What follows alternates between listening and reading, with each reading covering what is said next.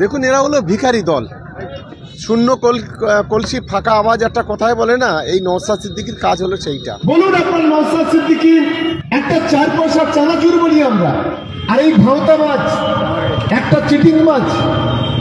এই নওশাদ সিদ্দিকী 2021 সালে ভাঙড়ের মানুষকে যে প্রতিশ্রুতি দিয়েছিল, বলেছিল মেডিকেল কলেজ তৈরি করে দেব।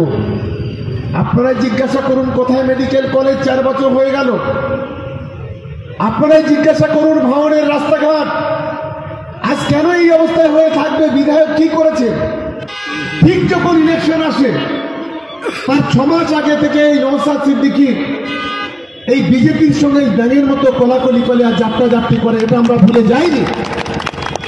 আমি একজন বিধানসভার সদস্য, আমি দায়িত্ব নিয়ে বলছি, বিধানসভাতে বিজেপি যা বলেন আর নওশাদও তাই বলে। বিধানসভায় গিয়ে বিজেপির সঙ্গে এমএলএদের সঙ্গে কোলাকুলি করে, আর ভাঙড়ে এসে সংখ্যালঘু মুসলমানদের জন্য মায়া কান্না কাঁদে, কুমিরের কান্না কাঁদে। আমরা তৃণমূল কংগ্রেস তৈরি, যদি হিম্মত থাকে, বুকের পাটা থাকে। 26 সালে রাজনৈতিকভাবে লড়াই হবে, গণতান্ত্রিকভাবে লড়াই হবে। আমরা লোকসভাতে 87,000 ভোটে এখান থেকে লিড পেয়েছি, এই বিধানসভা থেকে। আর আপনাদের আশীর্বাদ, দোয়া, ভালোবাসা, সহযোগিতা যদি থাকে, 1 লক্ষ ভোটে আমরা এই ভাঙড় বিধানসভা থেকে জিতব, কেউ আটকাতে পারবে না। আমি আমার তৃণমূল কংগ্রেসের কর্মীদের কাছে আবেদন, একদিকে নিজেদের সততা স্বচ্ছতা বজায় রাখতে হবে, আরেকদিকে গরিব মানুষের পাশে থাকতে হবে।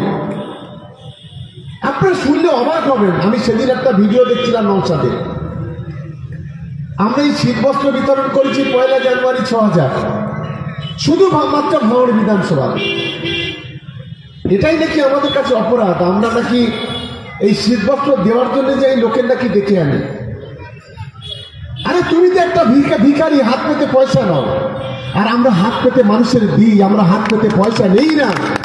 আমরা যদি একটা গরিব মানুষকে শীতবস্ত্র দিই, একটা জামা দিই, একটা শাড়ি দিই, একটা কম্বল দিই, এটা অপরাধ নয়, এটা আমাদের দায়িত্ব। ইট ইজ আওয়ার রেসপন্সিবিলিটি, এটা মাথায় রাখতে হবে। বলুন আপনার নওশাদ সিদ্দিকী একটা 4 পয়সা চানাচুর বলি আমরা, 4 বছরে 1 ফুট রাস্তা করতে পারেনি গোটা ভাঙড় বিধানসভায়। আর তার কিছু চামুন্ডে আছে, বিভিন্ন সময় বিভিন্ন ধরনের কথা বলে। আপনি কার সঙ্গে থাকবেন? মমতা বন্দ্যোপাধ্যায়ের সঙ্গে থাকবেন, নাকি যারা ধর্মের কালোবাজারি, একদিকে বিজেপি আরেকদিকে আইএসএফ, যারা ধর্ম নিয়ে রাজনীতি করে, ধর্ম নিয়ে মানুষকে বিভাজন করে, যারা জাতপাতের দাঙ্গার কথা বলে, যারা হিন্দু মুসলমানকে বিভাজন করেন, আপনি তার সঙ্গে থাকবেন, এটা আপনাকে ঠিক করতে হবে।